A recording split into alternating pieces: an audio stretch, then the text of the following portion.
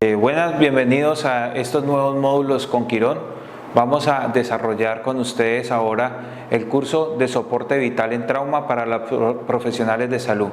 Aquí van a aprender cuál es el abordaje en urgencias para estos pacientes que nos llegan con, puede ser trauma único o politraumatismo, y de esta manera mirar cómo es todo su desenlace desde que llega al servicio de urgencias hasta que hacemos todos los estudios pertinentes, tomar las mejores decisiones para estos pacientes que llegan, en muchas ocasiones pueden llegar gravemente enfermos, y cómo ellos pueden tener un buen desenlace solo con una adecuada atención en urgencias de trauma. Entonces vamos a arrancar con el primer módulo, ¿sí? El cual es la evaluación y el manejo inicial. Cuando hablamos de trauma, el manejo y la evaluación inicial va a ir muy enfocado en todas una serie de eventos que se deben de realizar de manera frecuente, y un seguimiento y una evaluación constante, y cada 5 minutos estar examinando a este paciente para mirar cómo va su evolución, ¿sí? Se requiere del juicio médico, ¿sí? para que todas las acciones que hagamos necesarias sean beneficios para nuestro paciente. Ellos van a estar de distintas maneras. Uno es la preparación. Dos, la preparación, que va a tener dos escenarios. Va a tener un escenario prehospitalario y un escenario intrahospitalario. El triaje, que juega un servicio muy importante en el momento de la clasificación del paciente para determinar si está gravemente enfermo o el paciente puede ser manejado de manera prioritaria o manera diferida. Ese triaje se hace tanto prehospitalario como a nivel hospitalario. Tenemos la revisión primaria, que con toda la inmediata reanimación de los pacientes con lesiones que amenazan la vida. Entonces tenemos que hacer todo el A, B, C, D de manera organizada, para de esta manera tener los adecuados desenlaces con el paciente. Hay que hacer posterior a esto, terminando la evaluación primaria, una evaluación secundaria donde va a determinar un examen físico cefalocaudal y determinar todas las lesiones que tiene nuestro paciente. Y luego continúa otro eslabón, que es el traslado a área especial. Ese traslado corresponde, después de yo llevar a mi paciente en urgencias, estabilizo sus signos vitales, determino cuáles son sus lesiones, cuáles son potencialmente letales, cuáles tengo que actuar de manera inmediata, ¿sí? Y cuáles puedo manejar de manera diferida. De esta manera yo clasifico y hago el traslado a un área especial. Tengo que hacer el monitoreo constante del paciente, un monitoreo post-reanimación cada vez que haga una acción con el paciente, y tengo que estar haciendo una evaluación continua. Y posterior a esto, pues ya es el tratamiento definitivo para el paciente. Entonces, como les hablaba ahora, la preparación va a tener dos escenarios, uno extrahospitalario y uno hospitalario. En la parte prehospitalaria se debe tener el servicio que está a nivel prehospitalario, debe determinar al servicio de urgencias, ¿sí? Ustedes como médico, como personal de la salud intrahospitalario, deben de recibir esa llamada del personal paramédico, el personal de atención prehospitalaria, donde le deben de notificar todo lo que está ocurriendo en el paciente y cómo ocurrió todo en el paciente. En la fase hospitalaria deben de tener un control adecuado del A, B, C, D. Además de eso, mantener la vía aérea permeable, control de sangrados externos y todas las fases del shock. Deben de tener una inmovilización adecuada del paciente, y de inmediato debe ser trasladado al sitio más cercano y el sitio más adecuado. En el reporte prehospitalario hay que determinar el tiempo de la lesión, los eventos relacionados con la lesión del paciente, cuál fue esa cinemática de trauma y qué fue lo que ocurrió en la escena, y de esta manera saber si esto fue un trauma de alto impacto o no fue de alto impacto. Es muy importante que como médicos de urgencia y personal de la salud profesional en el servicio de urgencias siempre determinen qué pasó antes de llegar al paciente, cómo ocurrieron los hechos. Entonces, en ese reporte prehospitalario les deben de informar el tiempo de la lesión, los eventos relacionados con la lesión, la historia completa del paciente, el mecanismo de lesión y cuáles son los grados de lesión que trae ese paciente. Ya en la fase hospitalaria arrancaríamos con el triaje, donde se va a determinar la severidad de la lesión, las probabilidades de supervivencia que tiene el paciente y cuáles son los recursos disponibles para la atención del paciente. Al llegar al servicio de urgencia se debe determinar en qué nivel hospitalario estoy trabajando yo. Dependiendo a eso, examino si ese paciente lo puedo solo estabilizar y contrarremitir o lo puedo tener en mi institución y dar todo el manejo de acuerdo a todo lo que corresponda en el servicio de urgencias y acuerdo al nivel de atención que tenga y con qué especialidades o recursos tengo. Recordemos que son los casos múltiples. Los casos múltiples son aquellos que nos reportan donde hay un número de pacientes y la severidad de las lesiones no excede la capacidad de brindar la atención. ¿Sí? Esta situación de los pacientes, digamos, es cuando las lesiones que amenazan la vida y aquellos con lesiones múltiples son atendidos primero. En los casos masivos es cuando ya el número de pacientes y la severidad superan la capacidad hospitalaria y estos casos los pacientes la mejor probabilidad de sobrevida requieren un menor tiempo posible de atención por el personal de salud. O sea, de estos deben de ser atendidos con mayor prioridad. En la fase hospitalaria también tenemos que tener una disponibilidad siempre de un área de reanimación para los pacientes traumatizados. Siempre el paciente debe llegar a esta área donde va a recibir todo el manejo primario, oxígeno, líquidos endovenosos, toda su monitoría constante y que sea especializado en trauma y en reanimación, puesto que todo paciente que llega críticamente enfermo está también, como lo hablábamos en cursos anteriores, en riesgo de sufrir un paro cardíaco. El equipo debemos de tener un equipo de vía aérea adecuado. Siempre verificar, contar con un laringoscopio, que el laringoscopio cuente con sus pilas, que es algo que pasa frecuentemente y no lo tenemos en los servicios. Deben de estar organizados, probados y almacenados de manera fácil. Debemos de tener todas las soluciones como los cristaloides intravenosos. Debemos de tener la capacidad de en algún momento poder calentar estos líquidos en los casos de trauma severo donde el paciente cursa con una hipotermia severa y requerimos del calentamiento de estos líquidos para mejorar la supervivencia de nuestros pacientes. Tener bombas de infusión, tener infusores de volumen en el servicio de trauma es muy importante. Son todos estos mecanismos y todos estos métodos o ayudas que nos ayudan a tener una mejor atención a nuestro paciente y eso va a favorecer a la evolución del mismo. Y se debe tener un protocolo establecido de la atención en el trauma de nuestros pacientes en la institución. Además, asegurar la respuesta rápida de los laboratorios clínicos y el personal de radiología. Siempre cuando llega un paciente al servicio de trauma, se considera que es un paciente críticamente enfermo hasta que se demuestre lo contrario. Es por eso que todo el mundo debe trabajar en equipo y todos los servicios deben de estar alertas y deben de estar activados en el momento que requiramos algún estudio o algún examen. Cuando ya entramos a la valoración primaria, y la reanimación simultánea, es muy importante tener siempre los escenarios A, B, C y D, donde A va a ser vía aérea y control de la columna cervical, ¿sí?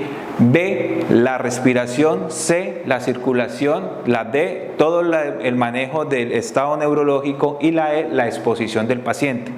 Es muy importante cuando llega el paciente al servicio de urgencias y vamos a establecer la valoración primaria, inmediatamente que un personal está valorando el A, B, C, D, E, se deben de estar dando 3 órdenes precisas: oxígeno, vena y monitor. Inmediatamente el paciente tiene que suministrarle, según su requerimiento de oxígeno, ya sea cánula nasal, cánula con reservorio, se le puede colocar una máscara de no reinhalación o si el paciente necesita presión positiva o entubar, pero siempre las órdenes primarias van a ser vena, oxígeno y monitor.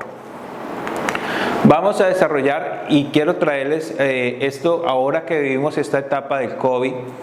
donde el ABCDE sufre un cambio y es la X que ustedes ven acá al principio. Esa X va relacionada al control de la hemorragia sanguinante, los pacientes que llegan con una hemorragia masiva y requieren de un manejo primario. Ese paciente debe ser valorado inmediatamente, controlar el sangrado y continuar con el ABC. Además, como podemos observar, va a necesitar toma de temperatura al paciente y es necesario usar máscaras de no reinhalación y el paciente, siempre que tengan este paciente con trauma, ante la sospecha de COVID-19 o en estos tiempos de COVID-19, traten de no usar la presión asistida o lo más conocido como el AMBU. Se coloca oxígenos a alto flujo con máscaras de no reservorio, ¿sí? O en su defecto hay que intubar el paciente, pero no se debe dar presión positiva por la liberación de aerosoles y el riesgo de contaminación a todo el personal de salud. Este es un escenario especial que ha emitido los libros de trauma, el PHTLS, ATLS también los nombra en los casos de COVID-19. Entonces, en caso de vamos a desglosar la A, que es la vía aérea, vamos a evaluar la permeabilidad de la vía aérea, inspeccionar todo lo que tenga que ver con cuerpos extraños, mirar si hay cuerpos extraños en la vía aérea, revisar si hay fracturas, LEFOR 1, LEFOR 2, LEFOR 3, acumulación de sangre o secreciones, o que el paciente no nos esté haciendo una obstrucción de la vía aérea por relajación de la lengua. Todo esto lo tenemos que tener en cuenta. Y hay que tener una restricción en el momento de manejar la columna cervical, puesto que si estamos ante la sospecha de un trauma cervical, no podemos hacer hiperextensión del paciente y siempre tenemos que hacer tracción mandibular. Si tenemos un compromiso de la vía aérea, entonces hay que liberar, abrir y asegurar la vía aérea, tener una vía aérea definitiva.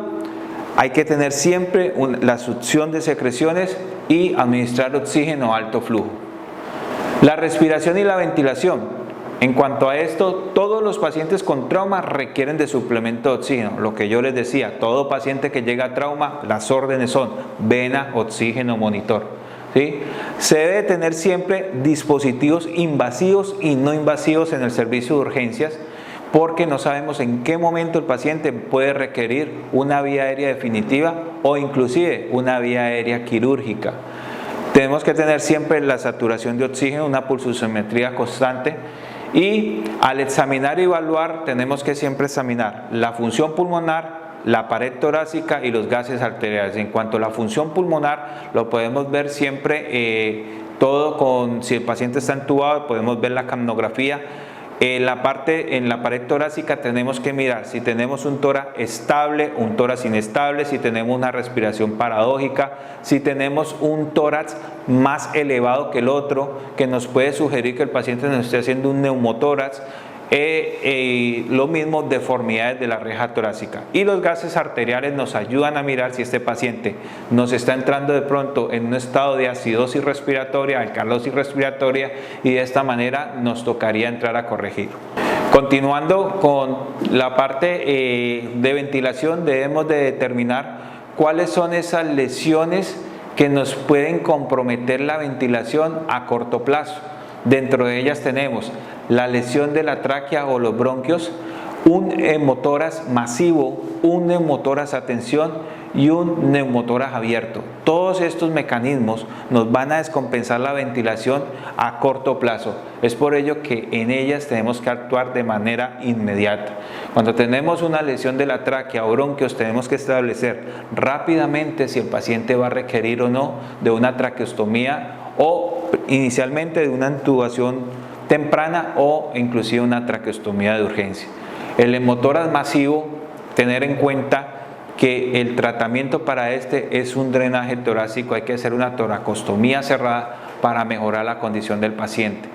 El neumotórax a tensión es todo esto, al tener el pulmón, digámoslo así, lleno de aire en el espacio pleural, hace que todo el mediastino se desplace y los grandes vasos hagan un efecto sobre el gasto cardíaco negativo, hace que se tumbe el gasto cardíaco y el paciente tiende a descompensarse. Y el neumotórax abierto, al haber un intercambio o un desbalance entre la presión atmosférica y la presión intrapleural, hacen de que el paciente entre en una mecánica respiratoria grave que puede comprometer rápido la vida del paciente. Es por eso que estos escenarios hay que actuar de manera rápida.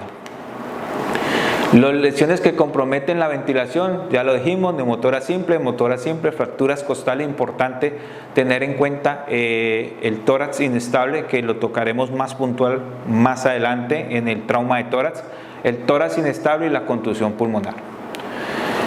Entonces, ¿cuáles son los peligros latentes cuando estamos como la prevención en esa parte del trauma? Uno es que haya una falla del equipo. Entonces, tenemos que ver, siempre tiene que haber, comprueben que los equipos funcionen, aseguren de disponer del equipo adicional cuando algo nos falle. Cuando tenemos una intubación fallida, tenemos que determinar qué es lo que está pasando el paciente, cuál es su anatomía, cuáles son los factores que están influyendo en él. Asegure de tener todo el equipo apropiado para poder rescatar el intento de esa vía aérea y, si es necesario, prepárese para realizar en algún momento algún, digamos, manejo de la vía aérea definitiva, ya sea definitiva, que puede llegar a ser quirúrgica.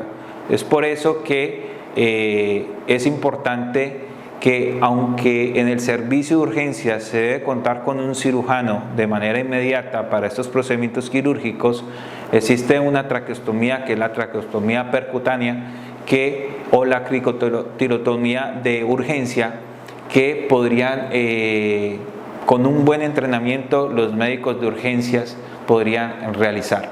¿Sí? La pérdida progresiva de la vía aérea, hay que reconocer siempre el estado dinámico de la ventilación, reconocer las lesiones que nos pueden agravar la ventilación paso a paso, y siempre tienen que revalorar los signos de deterioro de la vía aérea. Siempre tienen que estar constantes los parámetros vitales, los parámetros ventilatorios y, además de esto, la saturación de oxígeno. En cuanto a la circulación, entonces ahí lo primero es el control de la hemorragia. Cuando tenemos un paciente con una hemorragia, nos toca primero hacer un control primario sobre ella y, posterior a esto, mirar todos los problemas principales, que van a ser el volumen sanguíneo, el gasto cardíaco y el sangrado. Entonces, controlamos el sangrado, recuperamos el volumen sanguíneo con las soluciones, con los cristaloides que tengamos en urgencia, idealmente con solución Harman, recuperamos todo este volumen y de esta manera vamos a mejorar el gasto cardíaco. Hay que determinar siempre que cuando el paciente tenemos un estado de mala circulación, o en el caso de mala perfusión de los tejidos por pérdida sanguínea, podemos tener un paciente que tenga un estado de alteración de la conciencia, un pulso filiforme y, además de eso, un llenado capilar mayor a 3 segundos. Debemos identificar siempre la fuente del sangrado. Si es externo, hay que hacer una compresión directa sobre la herida, y en ocasiones, cuando el paciente tiene una lesión de un vaso mayor, ejemplo, lo veremos más adelante cuando veamos los traumas de fracturas de huesos largos, como es la fractura de fémur, donde ahí puede haber un compromiso de un vaso como es la femoral, y existen probabilidades de que haya un sangrado demasiado fuerte y requiere de una aplicación de torniquete de manera adecuada. Si tenemos un sangrado interno, entonces vamos a revisar que puede ser del tórax, podemos tener un hemotórax masivo, puede ser del abdomen, podemos tener una ruptura visceral hueca, podemos tener una lesión de cualquier estructura abdominal que nos esté generando sangrado, un sangrado retroperitoneo, un sangrado en la pelvis, que es demasiado grave porque la pelvis abarca casi toda la volemia, y cuando tenemos fractura de huesos largos. En todos estos, cuando tenemos un sangrado externo, inmediatamente, si no se logra controlar con la compresión directa, con el torniquete, es un paciente que va a intervención quirúrgica. Y en los sangrados internos siempre va a haber una exploración física, la realización de imágenes, y de acuerdo al estado clínico podría requerir o no un procedimiento quirúrgico. Aquí podemos ver entonces el control definitivo de la hemorragia, el reemplazo apropiado del volumen intravascular. Muy importante realizarlo después de hacer un control de los cristaloides. ¿Qué pacientes requieren o no requieren realizar una transfusión? Esto lo tenemos que manejar de manera adecuada para poder llegar a tener un control definitivo de la circulación del paciente. En cuanto a la D, en la D vamos a ver todo lo que es el déficit neurológico, nivel de conciencia, el tamaño de las pupilas del paciente, si son isocóricas, si son anisocóricas, y revisar la presencia de signos de lateralización motora que nos pueden determinar a veces también tenemos que determinar la lesión de nivel medular, si está presente o no. La escala de coma de Glasgow siempre debe ser aplicada. Y debemos de tener en cuenta que un descenso del estado de conciencia puede indicar una disminución de la oxigenación y perfusión cerebral que puede verse a una lesión cerebral directa. Un nivel alterado de la conciencia indica la necesidad de una revaloración inmediata, oxigenación, ventilación y perfusión del paciente. Cuando el paciente entra en un deterioro neurológico hay que mirar todos estos parámetros, ya que posiblemente por secundario a una hipoxia el paciente puede estar presentando este deterioro neurológico, o el paciente que continúa con pérdidas sanguíneas también puede estar presentando digamos, disminución de su estado neurológico. Tener en cuenta la hipoglicemia, los pacientes con alcohol, uso de narcóticos y otras drogas también pueden alterar el nivel de conciencia. Entonces tenemos que saber distinguir cuál es el paciente que está claramente enfermo, secundario al trauma, o el paciente está bajo efectos del alcohol o bajo efectos de alguna droga. En cuanto a la exposición y el control ambiental, pues esos pacientes se deben de desvestir al paciente para la evaluación primaria y valoración secundaria, cubrir al paciente con mantas calientes o dispositivos de calentamiento externo es muy importante para evitar la hipotermia del paciente. Y los pacientes con hipotermia, digamos, ellos pueden presentar la hipotermia antes de llegar al servicio de urgencias. ¿Sí? Entonces esto hay que asegurar un ambiente cálido, usar mantas y calentar las soluciones. La hipotermia se desarrolla cuando se desarrolla la hipotermia después de la admisión, cuando la desarrolla a nivel de urgencias, hay que hacer un control rápido de la hemorragia, calentar los líquidos, asegurar el ambiente cálido y usar las mantas térmicas también. Ya en las medidas generales durante la evaluación del trauma vamos a tener: primero, hay que tener una cardiomonitorización continua, una pulsometría continua, la frecuencia ventilatoria, evaluación de gasometría, la temperatura y el gasto urinario. Todos estos deben de ser evaluados cada 5 minutos. Cada 5 minutos debemos de estar evaluando a este paciente. Se deben de tener en cuenta siempre realizar una radiografía, una ecografía FAS para determinar si el paciente puede estar presentando o un taponamiento cardíaco o está presentando algún sangrado a nivel intestinal o a nivel abdominal. Y la tomografía es necesaria y se puede realizar en los pacientes con trauma que están, digamos, estables hemodinámicamente y que no vayan a entrar en un riesgo de paro cardiorrespiratorio mientras se le hace su examen. Los pacientes que son clínicamente enfermos y que están completamente inestables y no mejoran, y tenemos una gran sospecha de que su lesión es intraabdominal o intratorácica, es un paciente que debe ir a mesa quirúrgica urgente. En cuanto a la sonda nasogástrica, también hace parte del trauma, teniendo en cuenta que este estaría contraindicado en los pacientes con traumas faciales o traumas del éfor, pero la sonda nasogástrica puede ayudarnos en un momento para descompresión de la distensión gástrica y también nos ayuda a evaluar si hay un sangrado a nivel gástrico, pero se debe tener en cuenta porque ellos pueden producir vómitos constantes, ¿sí? Y por eso tiene que prepararse la succión continua a estos pacientes que se haga este procedimiento. Además de ello, otro riesgo que tiene es pasar la sonda y que el paciente empiece a presentar hipoxia o cianosis, y esto es secundario a que está mala la técnica y puede estar acomodado, en vez de estar en el esófago, puede estar en tráquea.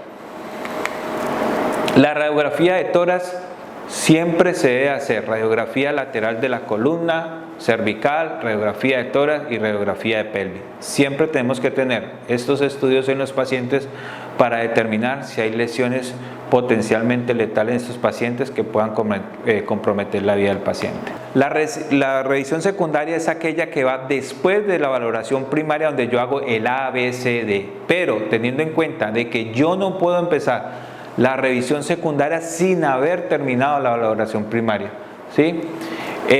Primero ha finalizado el ABC. Los esfuerzos de reanimación para este paciente ya están en marcha, ya el paciente tiene el oxígeno, ya el paciente tiene cánula nasal o lo que se le vaya a poner el paciente en oxígeno, ya tiene sus líquidos y el paciente ya está monitorizado y hay una mejora de sus funciones vitales. Si hay personal adicional disponible, se pueden hacer las dos cosas de manera simultánea.